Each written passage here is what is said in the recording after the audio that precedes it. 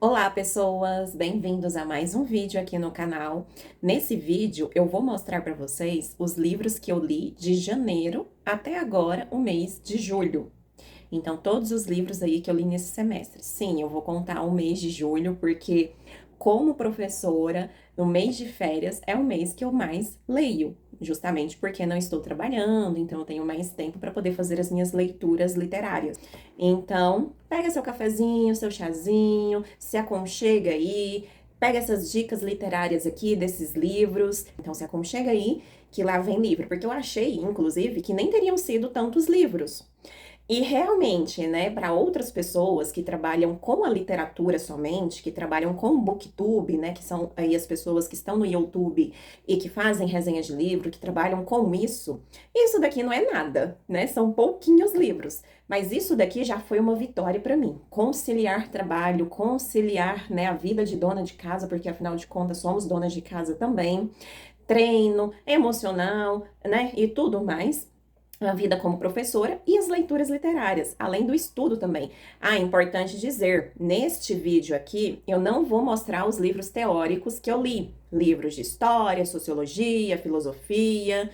Se você quiser um vídeo sobre isso, escreve aqui nos comentários para eu saber que tem gente querendo ver sobre isso, que tem interesse, porque aí eu gravo. Então vamos começar. Os livros aqui que eu vou mostrar para vocês, eles não estão na ordem que eu li conforme o ano foi passando. Eu vou pegar primeiro esse daqui que está na minha frente, De Quanta Terra Precisa o Homem, de Lev Tolstói. Esse livro aqui, ele é um conto, né, do Tolstói, ele vai abordar justamente aí questões de desigualdade social, questões que fazem a gente refletir sobre a questão da cidade e do campo, né? Tolstói aqui, um autor russo, e ele está publicando esse livro aqui no período de 1886, na Rússia. E aí as questões com relação à terra, a distribuição ou não de terra, desigualdade social, vai ser muito falado nesse período.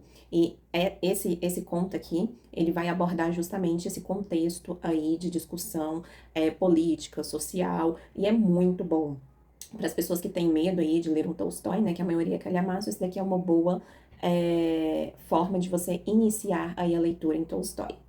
Já o outro livro que eu li esse período aí foi o que eu chamo de uma leitura de entretenimento, que é justamente, para mim, aquela leitura que você não precisa debruçar, não precisa ter tanta atenção, no sentido de que há uma linguagem complexa, difícil, com grandes metáforas e reflexões e críticas sociais. E aqui, Julia Quinn, uma autora contemporânea, justamente a autora que deu início aí, né, à inspiração da série na Netflix de Os Bridgertons. Essa daqui conta a história da Eloise, uma das irmãs Bridgertons ali, que ela não é casada e ela adora ler, adora estudar, adora escrever cartas. E isso aqui é um grande diferencial naquele período, naquela época. É, e por muito tempo ela nem se imaginava e nem queria se casar também. Ela não entendia porque a única opção, ou a opção mais viável para a mulher ascender socialmente, era somente o casamento. E aí os homens podiam estudar, podiam viajar, podiam se aventurar mais. E ela traz um pouco esse questionamento. Na série, ela traz bem mais. No livro, ela traz um pouco menos. Até porque no livro ela já está em uma fase da vida onde ela quer agora se casar. E o livro vai contar essa história. Ela traz algumas reflexões acerca ali da mulher na Inglaterra do século XIX, mas é uma pincelada dessas discussões, né? Não é um aprofundamento sobre isso. Mas, de toda forma, traz essa reflexão sobre o feminino ali. E nós podemos perceber através dessa obra como a mulher era vista naquele período, como que a mulher, ela tinha que agir naquele período conforme as normas, as regras, os valores de conduta do que é certo uma dama fazer, enfim. Então nós teremos esse olhar aqui, além, claro, de uma história de amor que a gente gosta de ler de vez em quando, né, cheia de frufrus, e é até legal de passar o tempo. O próximo livro que eu li foi uma releitura, esse daqui, O Diário de Anne Frank, e foi uma releitura eu acho que é a terceira vez que eu leio esse livro na vida. Todas as vezes que eu leio esse livro, e também as vezes anteriores que eu li, eu tinha um amadurecimento emocional, de conhecimento, menor, né? Pela idade mesmo. E aí, conforme você vai amadurecendo, você vai crescendo, você vai se impactando cada vez mais com essa história, né? Com a Anne Frank aí, com tudo que ela, a família dela passou no período ali da Segunda Guerra Mundial, no período do nazismo, ela como uma criança, né, adolescente ali, ela tinha 13 anos, judia, e ela e a família dela vão se refugiar em um esconderijo ali para poder não serem capturados e levados aos campos de concentração, e eles permanecem por muito tempo dentro desse esconderijo, tanto a família dela quanto uma outra família de judeus também. E aí ela vai contar sobre a solidão, sobre o encarceramento, o isolamento, sobre amor, esperança. E a esperança que essa menina aqui, mesmo passando por todo aquele ódio, todo aquele preconceito, tudo aquilo que estava passando e acontecendo naquela época, a esperança que ela demonstra, que ela traz aqui nos seus escritos, né, no seu diário, era o diário pessoal dela. Era o seu amigo, o diário. Ela, inclusive, né, chamava o diário de Kitty. E aí ela contando e ela escrevendo, e você vê a esperança que ela trazia nisso, você fica impressionado como uma adolescente ali de 13 anos tinha essa visão, tinha essa percepção e tinha força para ter essa esperança. Então esse livro aqui é muito bom. Eu sei que tem HQ desse livro, eu sei que tem um filme na Netflix da irmã da Anne Frank, né? É uma leitura tranquila de ser feita no sentido da escrita, não no sentido do conteúdo, apesar de que ela é engraçada em muitos momentos. E eles vivem, eles criam uma vida nesse esconderijo. E ela, como uma adolescente, vai ter ali, né, as primeiras descobertas com relação ao amor, às sensações e tudo mais. E aí você acompanha tudo isso com ela. E ainda nessa pegada, nesse contexto histórico da Segunda Guerra Mundial, do nazismo, de campos de concentração, da perseguição aos judeus, do Holocausto judeu, eu fiz a leitura de Em Busca de Sentido. Gente, esse livro aqui, ele é absurdo, assim. Ele vai contar a história de um médico psiquiatra judeu que foi capturado e levado inicialmente para o campo em Auschwitz e depois ele é levado para outro campo de concentração. E aí ele vai contar, analisando o emocional dos prisioneiros ali e dele mesmo dentro da psicologia, porque ele, né, como um profissional aí que tem todo o conhecimento, todo o arcabouço teórico dentro da psicologia, ele vai então narrar os acontecimentos aqui da vida dele que ele presenciou e que aconteceu com ele em determinados momentos através do olhar psicológico, através do olhar de como a psicologia enxerga isso. Então, ele vai falar aqui sobre o choque, o trauma, como que isso é formado, é gerado. E ele não fala somente numa linguagem científica, muito pelo contrário. Ele vai contar um acontecimento ali, um fato. Por exemplo, assim que, depois de horas, mais de 80 pessoas dentro de um vagão, amontoadas, fazendo suas necessidades ali, né, nelas mesmas, enfim, passando frio, calor, com fome, com sede, desesperadas sem saber para onde iriam, o que iria acontecer com elas, somente com uma mala, com familiares separados, porque nem todos foram para o vagão e nem todos ficaram no mesmo vagão. E aí, quando chega no fim da linha ali de Auschwitz, e eles descem já com pontapés, com murros, né? Os soldados ali batendo neles, mandando eles descer.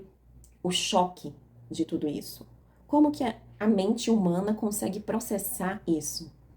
Você tinha sua vida, você estudou, você se formou, você tinha sua casa, sua família, você trabalhava, você tinha sua rotina, o seu dia a dia ali, vivia a sua vida.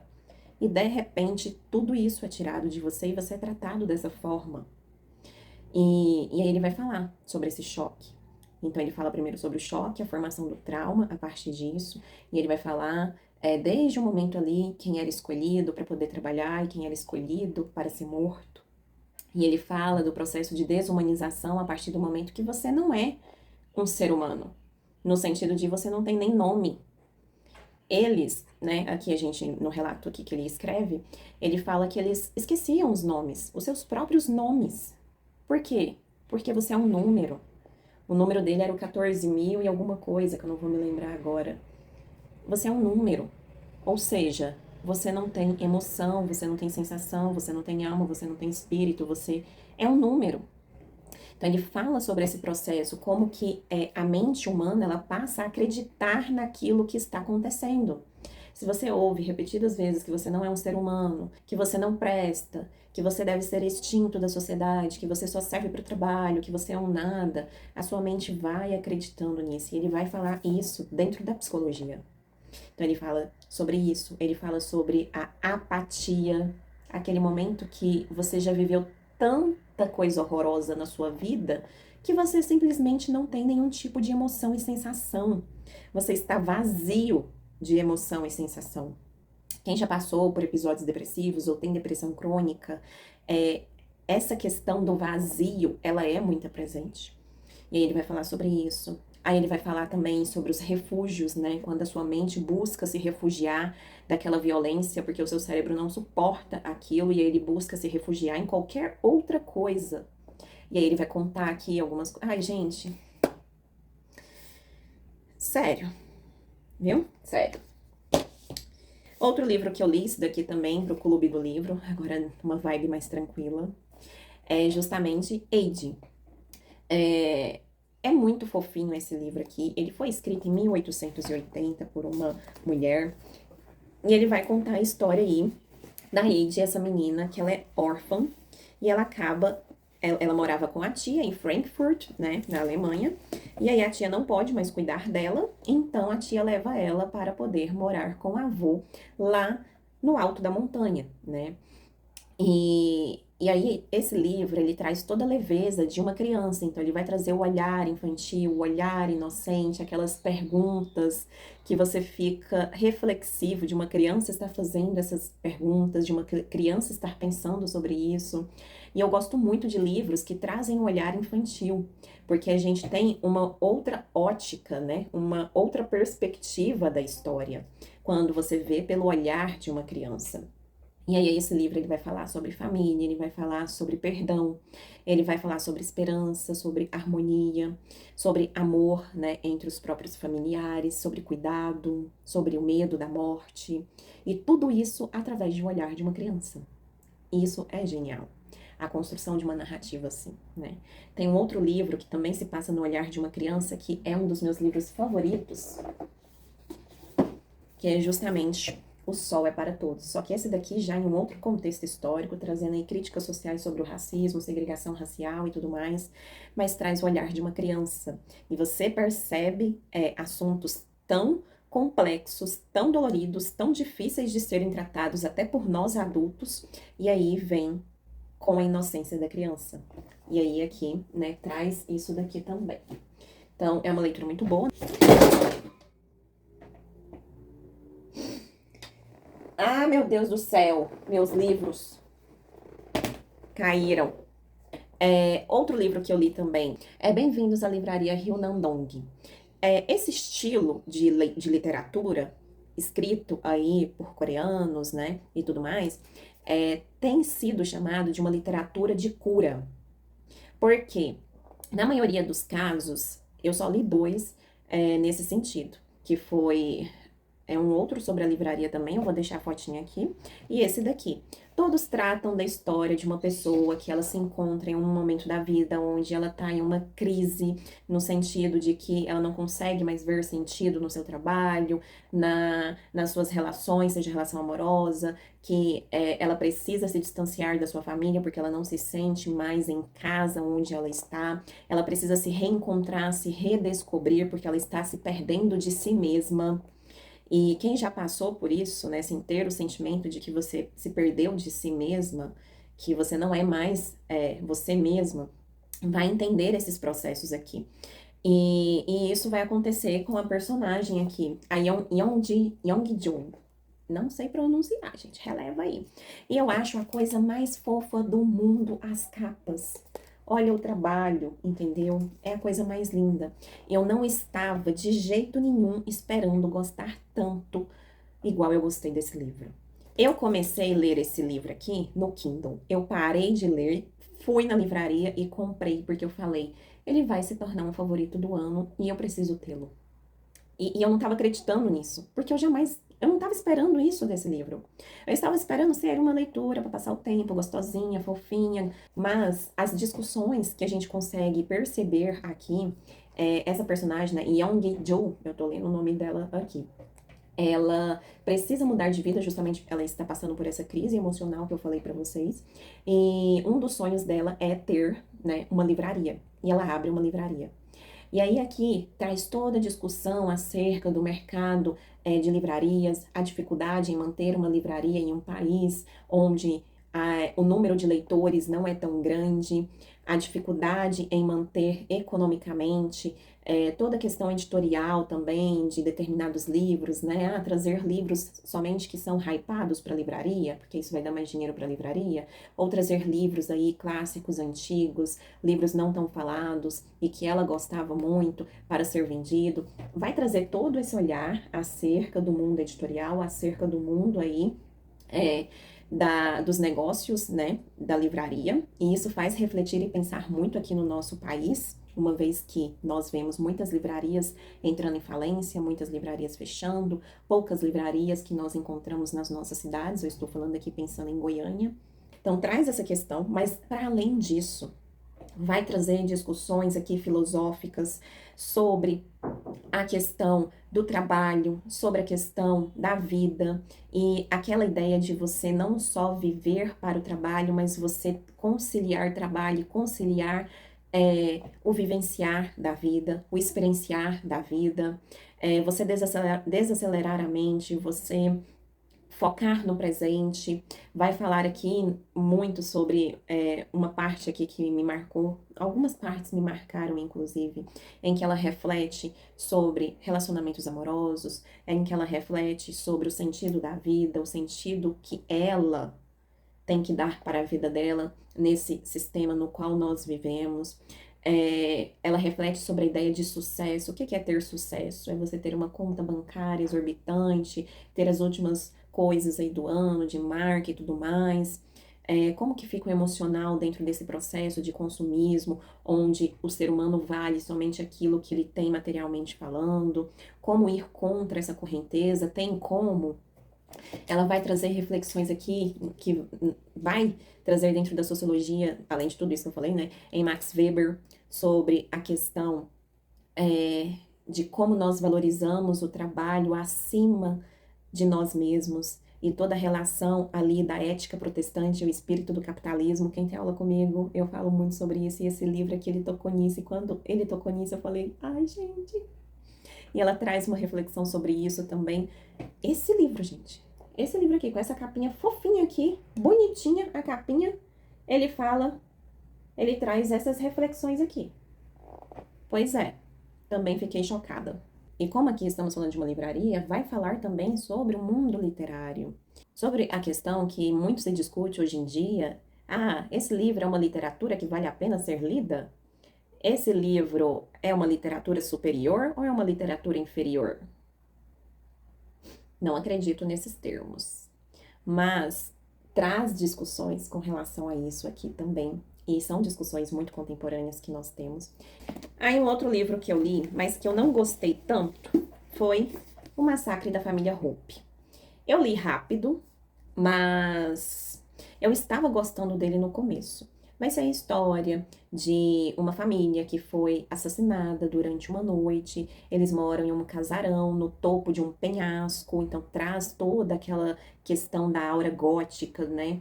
Aquela questão da casa se tornar também um personagem, porque a casa faz ruídos, a casa é velha, a casa tá num penhasco, que ela tá quase tombando, ela tá inclinada no penhasco, né? Então corre o risco ali dela cair. Enfim, a casa é um personagem também, porque você fica com medo quando é descrito ali as coisas, você vai imaginando e você fica naquela vibe, naquela energia de não ficaria nessa casa, não. Quem queria pra uma casa dessa? E aí as pessoas são assassinadas ali, mas sobra uma das filhas. E esse assassinato, ele ocorre ali na década de 30, mas a história, ela é contada na década de 80. Então, e por que na década de 80? Essa filha que sobreviveu ali a esses assassinatos e ninguém sabe como ela sobreviveu, por que que ela não foi morta. Inclusive, muitos acham que é ela que assassinou toda a família, só que não teve e não existia provas suficientes para poder condená-la aos assassinatos, por isso ela ficou livre. E aí, ela está em uma cadeira de roda aos 70 anos, ela teve derrame, e uma outra doença lá, e aí ela consegue mexer somente a cabeça e somente a mão direita. E ela precisa ser cuidada. E uma das cuidadoras dela, que era a Mary, ela simplesmente desapareceu em uma das noites. Como que ela desapareceu? Por que que ela desapareceu? O que que aconteceu com essa mulher? Não sabemos. Outro mistério aí. Então, um mistério atrás do outro. Questão da família lá atrás, quem matou, o que aconteceu, como que morreu. Não, como que morreu, a gente sabe lá. Foram mortes grotescas assim, né? Facada, enforcamento e um monte de coisa assim. Mas quem fez, não sabemos. E aí, cadê a cuidadora da mulher? Não sabemos também. E aí nós teremos a personagem que vai investigar, que vai atrás dessa história, que vai se tornar a cuidadora da mulher. E aí você pode se perguntar por que que essa mulher aceitaria esse emprego nessa casa totalmente cheia de coisas ruins que aconteceram, sabendo que a cuidadora anterior, né, sumiu. É porque ela também, ela está precisando de emprego, ela não tem dinheiro, não tem um lar para voltar, porque o pai dela tá com raiva dela. E aí, então, não tem para onde voltar, não tem dinheiro, o que ela vai fazer? Tudo bem, eu aceito cuidar aí dessa senhora de 70 anos que teve toda a família assassinada de forma misteriosa, que inclusive todos da cidade acham que foi ela que assassinou a família, que inclusive a cuidadora anterior dela desapareceu, mas eu aceito. Vamos lá, porque eu preciso. Aí a Kitty vai.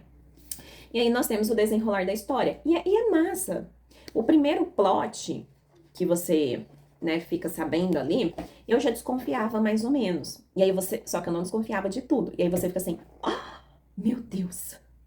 Só que aí vem o outro plot. Aí esse era mais, eu já sabia. Por quê? Quem é acostumado a ler thrillers, né, suspenses assim, você percebe que uma boa escrita, o autor, ele vai trazendo ali migalhinhas, referências para você ir pegando, pistas para você ir pegando do que pode acontecer lá na frente. Então, o primeiro plot eu acertei mais ou menos, o segundo eu já sabia, já tinha absoluta certeza que era isso, e aí para mim poderia ter fechado nisso que aí ficaria magnífico, era só amarrar ali as pontinhas que faltavam e finalizar nesses dois plots que já tava top. Só que aí vem mais dois outros plots depois disso. Aí acontece uma outra coisa absurda, aí você fica, tá, forçou um pouquinho, mas ok. Aí vem uma outra coisa, sabe? Que você fica assim, pra que ser tão apelativo? Você tá tentando ser apelativo por quê? Estava bom anteriormente. Não precisa desse tanto de plot pra você ser considerado um bom thriller. Na minha opinião. Eu sei que teve gente que amou, que foi um dos melhores livros do ano, e tá tudo certo, né? Você ama seus livros, aí, suas leituras, eu amo os meus livros, e seguimos todo mundo bem. Tá tudo bem. Mas me decepcionei, viu? Porque eu fiquei assim, no final, eu fiquei, ah, não, tá de palhaçada com a minha cara. Tá muita forçação de barra, tá muito apelativo. E aí eu terminei assim, mesmo? Foi isso. O outro livro que eu li foi O Conto da Ilha Desconhecida, de José Saramago. Saramago é um autor português, famoso pela maneira como ele escreve, de que não tem vírgulas, não tem pontuação, né? Muita gente acha que é escrito errado, mas não, é a maneira, é proposital isso, ele escrever dessa forma. E esse daqui é um conto. E esse conto, ele vai trazer a história de um homem que ele vai bater lá à porta do rei. E ele quer que esse rei o ajude a ter um barco que aguente aí fazer uma grande navegação, porque ele quer encontrar ilhas desconhecidas. Só que o rei, inicialmente, não quer ajudar, porque afinal de contas, não tem ilhas desconhecidas para você encontrar. O rei acredita que todas as ilhas que pudessem ser encontradas, elas já foram encontradas pelos seres humanos. Todas as ilhas, elas já são conhecidas pelos seres humanos. Não há o que explorar. Mas este homem acredita que exista. E ele quer buscar esses novos horizontes, esses novos lugares, essas novas ilhas, experiências, encontrar esse novo. Isso não faz pensar sobre a vida? Isso não faz pensar? Isso aqui é uma grande metáfora para a nossa vivência. Aí vem a história, né, dele arrumando o barco, aí vai uma mulher junto com ele para buscar novas ilhas, e tem toda a discussão aqui em torno disso, se vão achar mesmo ou não, e ele acredita fielmente que vai encontrar. E a ilha desconhecida? Perguntou o homem do leme. A ilha desconhecida não passa de uma ideia da tua cabeça. Os geógrafos do rei foram ver os mapas e declararam que ilhas por conhecer é coisa que se acabou desde há muito tempo. Ninguém acreditava que se encontraria outras coisas. E para mim, isso daqui é uma metáfora para a vida. Às vezes você tá em um ambiente, em um círculo de amizades, em uma família que traz um tipo de ilha, um tipo de conhecimento, um tipo de educação, um tipo de valor, de princípio, e que dizem que não há uma outra coisa, uma outra verdade, um outro caminho, um outro valor. E isso é inculcado em você, para que você acredite nisso. E às vezes não é por maldade, é porque simplesmente nós nos acostumamos com as nossas zonas de conforto, com as zonas de conforto ali, com as nossas bolhas, com as nossas crenças. É difícil você entrar em choque com aquilo que você acredita, é difícil entrar em choque com aquilo que você aprendeu, ou foi educado para aquilo a vida inteira. E aí esse livro ele vai falar sobre isso, e ele é magnífico. Nossa, Mariana, mas desse tamanico. E traz tudo isso, cara. Você acredita nisso? E traz essa mensagem que você fica assim. E o final? O final. Gente, eu fiquei pensando nesse livro aqui. Eu fazia café pensando nele, eu limpava a casa pensando nele, eu ia pro trabalho no carro pensando nele, porque é a vida. E, e a gente tem que ter um pouco desse homem aqui que vai atrás dessas ilhas desconhecidas, que vai atrás desse novo, que se coloca aí à prova, né? Então, leiam. O outro livro que eu li foi O Alto da Compadecida. Saiu o filme, né, desse livro, e aí eu queria assistir o filme, o 2. E aí, antes de assistir o filme, eu li esse livro aqui, do Ariano Suassuna, professor, dramaturgo, tem vários vídeos no YouTube de palestras em que ele fala coisas assim que você leva pra vida, que você reflete, que você pensa muito. E ele escreveu também essa peça de teatro aqui, que inclusive é um clássico brasileiro, vai se passar ali no Nordeste brasileiro, então vai trazer toda a questão da seca, toda a questão daquele ambiente de dificuldade, de fome, de sede, de miséria, de desigualdade social, só que traz isso na história de uma maneira leve, porque é uma peça humorística que vai trazer justamente esses dois personagens, João Grilo e Chicó, que eles são extremamente engraçados. E aí o Ariano Suassuna, ele vai pegar histórias e lendas ali do Nordeste, do sertão, e vai juntar essas histórias e trazer aqui, mesclado tudo isso, em O Alto da Compadecida. É um livro que você dá risada com ele, que você reflete sobre as circunstâncias do Brasil naquele período e ainda hoje você compara com hoje, você percebe semelhanças no sentido da desigualdade, no sentido da fome, da humildade dessas pessoas ali do sertão. Então, é um livro incrível que você precisa ler também, tá? Outro livro que foi lido, esse foi uma releitura, eu tinha lido ele, eu era adolescente, estava na segunda série do ensino médio, que é justamente o Admirável Mundo Novo do Aldous Huxley. É uma distopia, ou seja, se passa em um futuro muito distante, onde há um governo totalitário, opressor, todas as liberdades e os direitos civis, eles não são respeitados e eles nem existem, na verdade, há uma modificação de como funciona a questão de direito das pessoas, de classe social. Tudo que a gente conhece hoje, como funciona a sociedade, isso é modificado. Então, nós vamos ter aqui classes sociais divididas aí pelo nascimento, e não só isso, nós teremos a mutação desses seres aí. Através da mutação genética mesmo, o governo consegue controlar aquelas pessoas que vão ser propensas para trabalho braçal, para aquelas pessoas que vão trabalhar aí dentro da política, ou seja, o governo ele controla inclusive a genética dos seres aqui.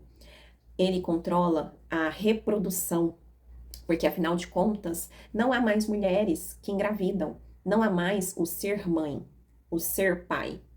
Tudo, todos os seres humanos agora, eles são gerados em laboratório, justamente para ver essa separação aí de castas. E então aqui tem toda a questão também de não haver a ideia do amor romântico, nem do amor materno, nem do amor paterno, do amor de família. Não existe uma estrutura familiar, não existe um relacionamento, um casamento, um namoro, você amar a outra pessoa. Existe o quê? Desejo sexual. E aí você sacia esse desejo sexual e é isso. Se você passa a ter sentimentos por aquela pessoa, você é visto como alguém que está se corrompendo na sociedade, como alguém perigoso para esta sociedade. Você não pode amar. Aqui também nós temos a censura em diversos âmbitos, inclusive nos livros que podem ser lidos, nos conteúdos que podem ser consumidos, no sentido de o filme que você deve assistir. Os filmes nos cinemas, eles são produzidos pelo governo.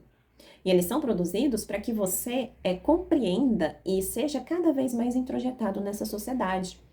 Então, tudo à sua volta é controlado para que você não pense fora da caixinha, para que você não pense fora desse admirável mundo novo. O mundo ele é dividido em 10 grandes regiões que são controladas por esse governo e seguem a mesma ideologia, pensamento e tudo mais.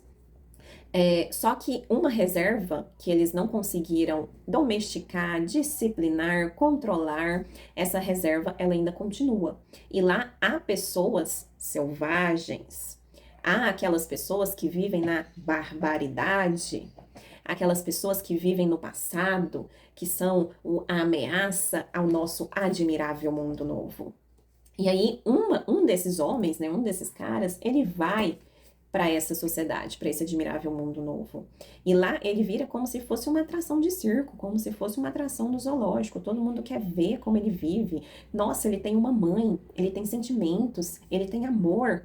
Ele lê Shakespeare. Quem é Shakespeare? Principalmente uma obra muito favorita deste personagem selvagem, que é justamente Otelo. E aí você descobre como que essa obra de William Shakespeare, Otelo, vai se relacionar com esse, entre aspas aqui, selvagem, nesse mundo distópico totalitário aqui. E a discussão acerca do outro é justamente porque ele não se encaixa nessa sociedade. E ele não quer se encaixar nessa sociedade. Essa sociedade aqui também é proibido o sofrimento. Não existe o sofrimento. No primeiro momento você pode pensar, legal, massa. Tem uma droga aqui chamada soma que eles tomam para poder fugir das emoções erradas. Daquelas emoções que trazem a nostalgia, a introspecção, a tristeza. E então, não há essas emoções aqui. E se você está dessa forma, toma soma. Toma uma quantidade exorbitante de soma. Que aí você vai ficar dormindo e sonhando uma vida aleatória que não existe, mas que você não vai estar triste.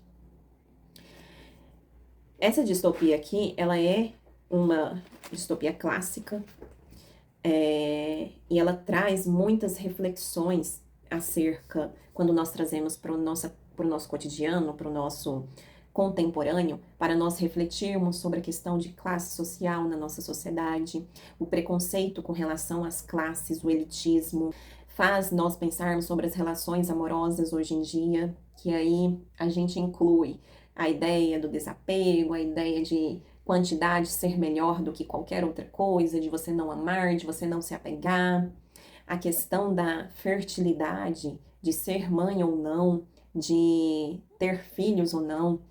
E nós vemos aí notícias, né, que cada vez mais as mulheres estão deixando de ser mães ou sendo mães muito tarde, no sentido de bem mais velhas, né? Claro que isso traz toda a questão com relação ao trabalho, com relação a construir sua carreira, construir seus estudos. Eu não estou dizendo aqui que isso é errado, eu estou trazendo as reflexões que dá pra gente trazer do nosso contemporâneo, do nosso cotidiano para isso daqui.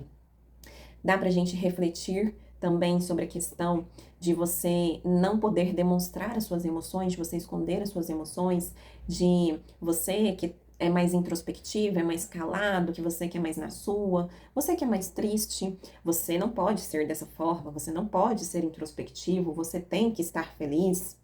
Como que você tá em uma mesa aí com as pessoas e você não está rindo, não está fazendo piada, você precisa ser expansivo como todo mundo. Enfim, fora a questão aí da censura. Nós tivemos recentemente casos aqui no Brasil de censura de determinados livros. O mais recente, justamente Capitães da Areia, que foi censurado aí nas escolas públicas de determinada cidade. E aí a gente refletir sobre essa questão de censurar um livro clássico brasileiro. É muito bom. É uma linguagem difícil porque é um outro mundo.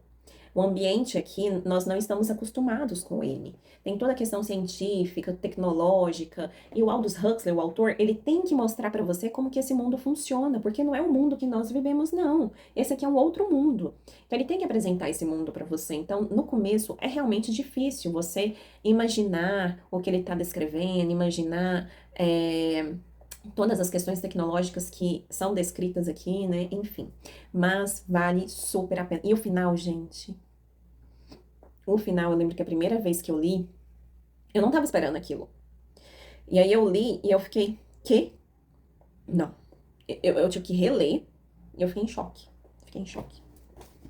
Muito bom. Outro livro magnífico. Ah, só leituras boas, né? Ainda bem. Porque gastar tempo com leitura ruim é triste, né? Teve esse da família Hope, mas enfim. Nós temos aqui um clássico, né? Machado de Assis, o Cosme Velho, autor de grandes obras literárias aí. Eu sei que muita gente é traumatizada por conta da escola, porque na escola tem todo o ambiente de obrigação, todo o ambiente de nota, de aprovação ou reprovação. Mas, gente, dá uma chance para Machado de Assis e esses outros autores brasileiros, para a literatura brasileira, porque não deixe esse trauma que é criado às vezes nas escolas atrapalhar e tirar a oportunidade de você conhecer reflexões críticas e uma linguagem que é assim magnífica.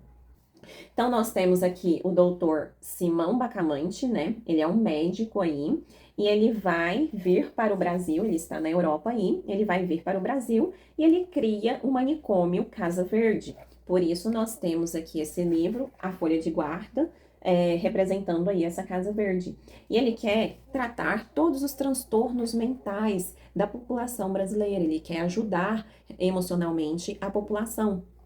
Só que conforme vai se passando o tempo e ele vai tratando as pessoas, vai se percebendo que determinadas atitudes passam a ser vistas como anormais e como perigosas. Porque qualquer atitude, pensamento, qualquer coisa passa a ser motivo para poder você ser internado nesse manicômio para tratamento. Então, esse livro ele vai trazer uma discussão acerca do que o que é o normal, o que é a normalidade, o que é o certo ou errado. Ele traz essa dualidade dessas discussões que são aí filosóficas, sociológicas, psicológicas. Foucault vai falar muito sobre isso e diversos outros pensadores acerca de o que é o normal, o que é o certo, o que é o errado. E esse livro, ele traz essa discussão. E ele traz isso em um Brasil onde se está construindo uma ideia de moral, uma ideia do que é o certo para você agir conforme os valores e princípios dessa moral brasileira. E esse livro ele é uma crítica a essa construção. Ele é uma crítica às ideias trazidas ali de como a mulher deve agir em determinados contextos, como o homem deve agir, o que é ser um homem, qual é o normal para a masculinidade agir em determinados momentos. E o final dele é uma metáfora para a construção dessa moral de sociedade. E é genial, é genial.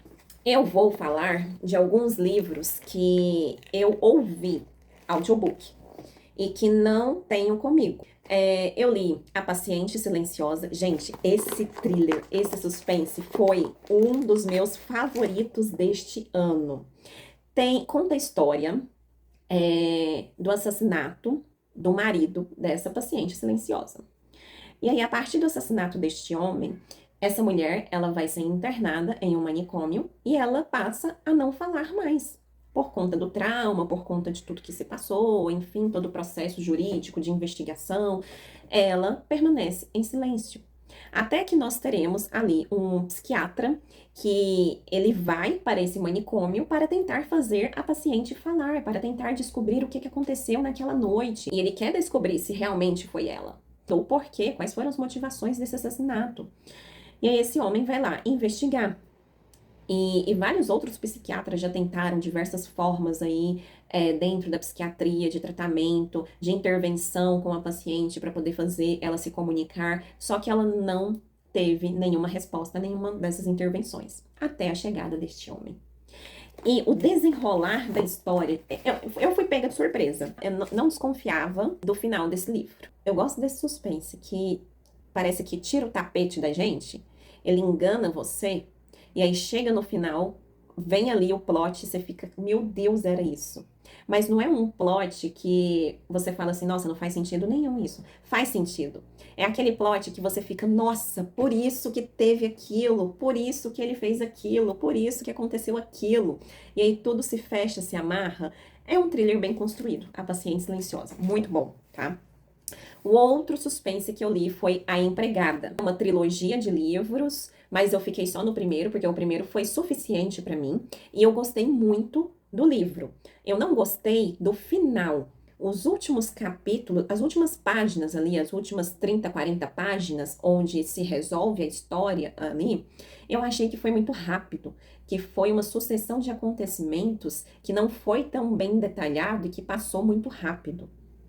Mas em A Empregada nós teremos também essa mulher que está passando por uma dificuldade aí financeira. Ela também tem um passado aí um pouco sombrio, em que ela fez determinada coisa, então ela não consegue emprego em qualquer lugar.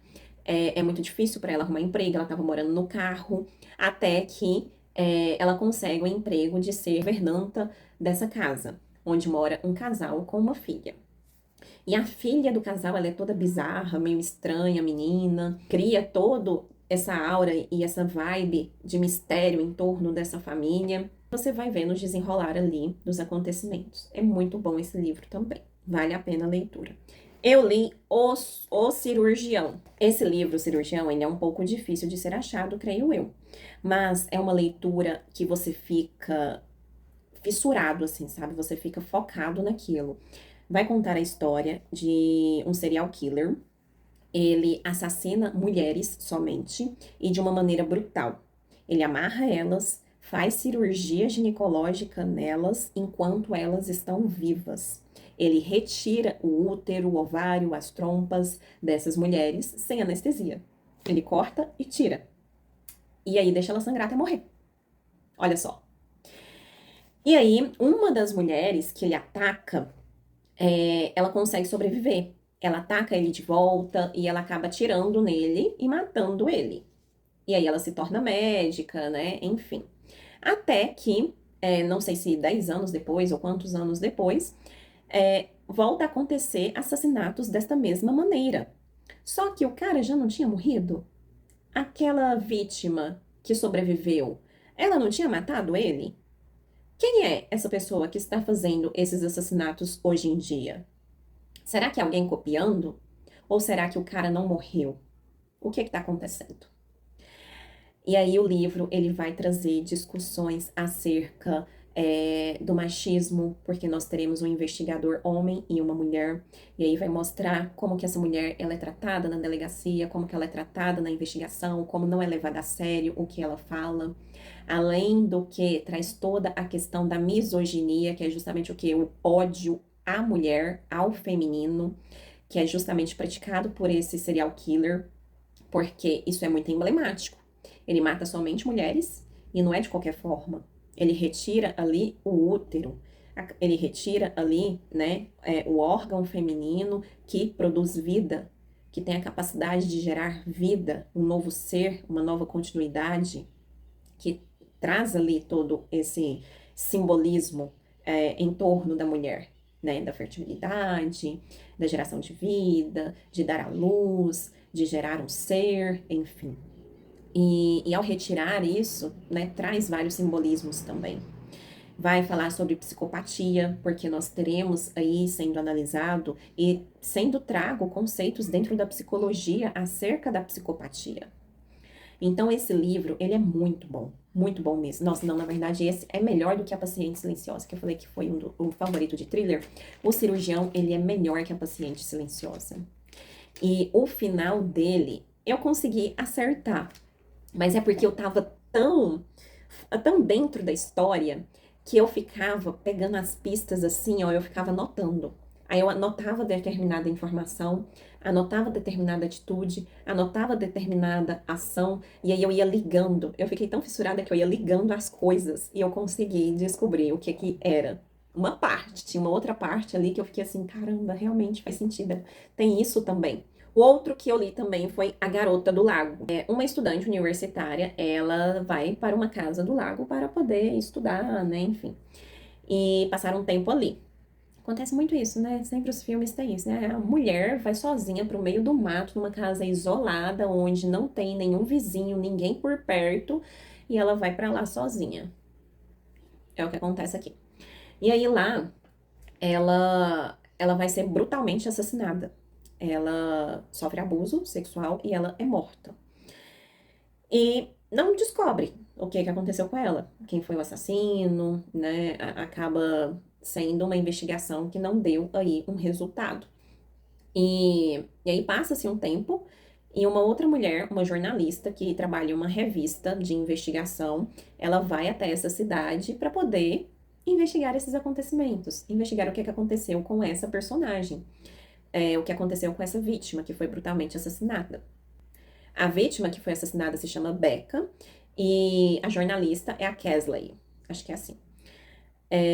E aí a Kesley, ela vai na cidade, conversa com as pessoas, ela vai até a casa onde a menina ficou e tudo mais, e ela vai destrinchando a vida da Becca, os seus amigos, os seus relacionamentos, para poder ver e tentar descobrir o que aconteceu com essa mulher. E o livro, ele fica em dois tempos da narrativa. Tem uma narrativa do presente, que é a Kesley, jornalista, investigadora, investigando o assassinato. E tem o tempo aí da narrativa da Becca, contando a história da Becca, os meses ali antes do seu assassinato, até o seu assassinato. Então, nós temos esses dois tempos aí na narrativa e a gente vai podendo, através desse revezamento aí de histórias, criar possibilidades do que teria acontecido com essa menina. Esse livro ele vai falar sobre abuso sexual, ele vai falar sobre abuso de poder, ele vai falar sobre a própria ideia de investigação, sobre a obsessão, violência contra a mulher, enfim, né? Vai tratar muito sobre essas questões e é um bom livro. Gostei bastante de ter lido ele. E o outro livro, esse também eu não gostei. Então foram O Massacre da Família Hoop e esse daqui, que é Perdão aos Fãs. Eu sei que tem muita gente, alunas aí que são fãs e outras pessoas são também. Verity, da Colleen Hoover. Gente, a minha ideia não é ficar falando mal de livros aqui no canal. Então eu não vou falar muito desse livro. Mas que livro apelativo, que livro. Ai, gente, eu não quero falar. Eu li Verity e não gostei de Verity. E aí, sim, eu li com aquele outro final lá também, da carta e tudo mais. Preguiça, gente. Eu li Tortura, a Tortura. Vai ter vídeo no canal, se já não está no canal, né? Sobre a resenha desse livro aqui. Muito bom. Esse livro vai trazer aqui as torturas. Não vou falar muito dele, não é porque eu não gostei, é justamente porque eu gostei muito. E vou fazer um vídeo especial sobre ele pra vocês aí. Outro livro que eu li é justamente Jumanji. Quem já viu Jumanji? Mas não pode ser também aquele filme mais recente com aquele ator careca, negro, fortão, esqueci o nome dele. Tem esse, que aí é mais contemporâneo, mais moderno, traz o jogo Jumanji como videogame, mas tem o antigo, onde o jogo era de tabuleiro e tudo mais, que eu assisti na minha infância, que me traz toda uma nostalgia. E eu sempre tive vontade de ler o livro que deu origem, então, ao filme, que foi lançado lá, o primeiro filme, em 1994, né, um clássico aí. E aí, eu comprei esse livro e li. É um livro infantil, é um livro curtíssimo, você lê ele em 10 minutos, é totalmente diferente do filme, mas foi gostoso de ler, sabe? De matar a curiosidade. Então, esse livro aqui, se você não assistiu ao filme, assista ao primeiro. Pode assistir o contemporâneo também, o moderno. Mas o primeiro, gente, me traz tanta nostalgia. O primeiro filme de Jumanji, gente, muito bom. O outro que eu li, eu deixei por último, porque se tornou um dos favoritos do ano. E não só do ano, mas da minha vida. É justamente As Vinhas da Ira, de John Steinbeck. Eu não vou falar muito sobre esse livro também, porque eu estou digerindo a leitura dele, porque ele é muito forte, muito impactante. Ele foi um soco no estômago, eu terminei em posição fetal. E só de lembrar de. Ai, gente, só de lembrar de muitas partes aqui, eu fiquei emocionada e me dá um aperto no coração, sabe? Um aperto na garganta. E um livro que traz essas sensações na gente, ele é potente demais. A escrita desse homem aqui é surreal. Eu tinha muito medo de ler esse livro, porque todo mundo falava, nossa, é uma escrita muito difícil. Gente, não é difícil, não. É uma escrita tranquila. Ele é descritivo. Ele descreve o ambiente, as pessoas, as personalidades, muito bem, muito aprofundado. Mas é uma linguagem fácil de você entender. Vai ter aqui a descrição de uma cena, uma única cena, em 4 páginas. Da fome em 3 páginas. Mas é necessário para você se aprofundar, para você sentir aquilo. Eu tive sensações físicas lendo esse livro. Não só chorando, mas rindo. Senti o luto como se fosse minha família, porque, gente, parece minha família. Não que pareça, de fato, com as pessoas da minha família, mas eu me sentia integrante dessa família porque eu sentia as dores. Eu tô sentindo. Eu senti a dor, eu senti a fome, eu senti o desprezo, o preconceito que eles sofreram, o luto e diversos tipos de luto. O luto pela casa que não tem mais, pela terra que não tem mais, pela vida que não tem mais, pelas pessoas que vão morrendo. O luto de si mesmo, porque você não sabe mais quem você é. Estamos em um momento aqui de transição entre a urbanização, 1929, a industrialização cada vez maior nos Estados Unidos, a retirada da mão de obra humana para o maquinário, e você ter que se reentender em um mundo que é um novo mundo. As metáforas, a maneira como esse autor ele descreve, gente, é simplesmente surreal esse livro aqui, surreal de bom, entendeu? Então, assim, os livros lidos foram 17 livros que eu li nesse primeiro semestre. Eu tô olhando pra cá, gente, porque meu celular tá com pouca memória e tá difícil. Mas então já vou finalizar esse vídeo aqui. Tudo isso, todas essas histórias estão comigo aqui, me enriqueceram, aprendi demais. E fica as dicas aí para você também colocar na sua lista de leituras alguns desses livros aqui. Tem uns caídos ali que eu tenho que pegar. Curte esse vídeo, segue o canal para ajudar, para me motivar a continuar gravando vídeos. É algo que eu gosto, que eu quero continuar. Eu gosto de falar de livros, eu quero inspirar vocês a lerem cada vez mais, ou a iniciarem nesse mundo da leitura. Quais desses livros você quer resenha? E assista os outros vídeos também, para ir me motivando cada vez mais a continuar aqui gravando vídeo e conversando com vocês. Um beijo e até mais!